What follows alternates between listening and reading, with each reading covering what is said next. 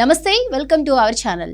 ఆంధ్రప్రదేశ్ ముఖ్యమంత్రిగా 4వ సారి బాధ్యతలు చేపట్టిన నారా చంద్రబాబు నాయుడు పరిపాలనలో తన మార్కును చూపిస్తున్నాడు.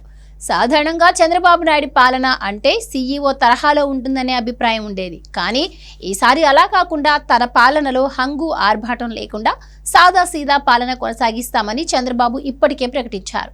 అందులో భాగంగా తాను ముఖ్యమంత్రిగా బాధ్యతలు చేపట్టిన తర్వాత మొదటిసారి కలెక్టర్లతో సమావేశం నిర్వహించారు.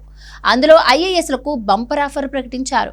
బాగా పనిచేసే జిల్లా కలెక్టర్లను ప్రోత్సహిస్తామని, పాలనలో స్థిరత్వం కోసం అవసరమైతే 5-6 ఏళ్లు వారినే కొనసాగిస్తామని ముఖ్యమంత్రి చంద్రబాబు నిన్న నిర్వహించిన కలెక్టర్ల సమావేశంలో స్పష్టం చేశారు. సమర్థంగా పనిచేయని వారికి గ్యారంటీ ఇవ్వలేమన్నారు. తమ ప్రభుత్వంలో కక్ష సాధింపు చర్యలు ఉండవని, అలాగని తప్పు చేసిన వారిని వదిలిపెట్టబోమన్నారు. తప్పు చేసి తప్పించుకుంటామంటే అది ప్రభుత్వ అసమర్థతే అవుతుందని, మళ్లీ తప్పు చేయాలంటే భయపడేంతగా చర్యలు ఉంటాయని చంద్రబాబు హెచ్చరించారు. కలెక్టర్లు, సీనియర్ కార్యదర్శులు, చివరకు మంత్రులు సహా అందరూ క్షేత్రస్థాయిలో పర్యటించాలన్నారు. మారుమూల ప్రాంతాలకు వెళ్లాలని, అక్కడ వచ్చే ఆలోచనలు మీ పని విధానంలో మార్పు తీసుకొస్తాయని చంద్రబాబు తెలిపారు. హంగు ఆర్భాటాలు లేకుండా సమర్థంగా పాలన సాగాలి. ముఖ్యమంత్రి పర్యటన అంటే చెట్లు కొట్టడం, రెడ్ కార్పెట్లు వేయడం, పరదాలు కట్టడం, మనుషుల్ని బలవంతంగా తెచ్చి సభల్లో నిలబెట్టడం, ట్రాఫిక్ నిలిపివేయడం వంటి చర్యలు చేయొద్దని చంద్రబాబు అధికారులకు స్పష్టం చేశారు.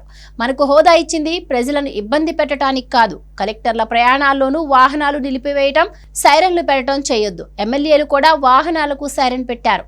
దీంతో తెలియకుండానే ప్రజా వ్యతిరేకతను మూటగట్టుకుంటారు. పెద్ద పెద్ద సభలు పెట్టొద్దు. 5 ఏళ్ల క్రితం ప్రజావేదిక కేంద్రంగా కలెక్టర్ల సమావేశం పెట్టిన అప్పటి ముఖ్యమంత్రి ఆ వెంటనే భవనం కూల్చేయాలని ఆదేశించి విధ్వంసానికి శ్రీకారం చుట్టారు.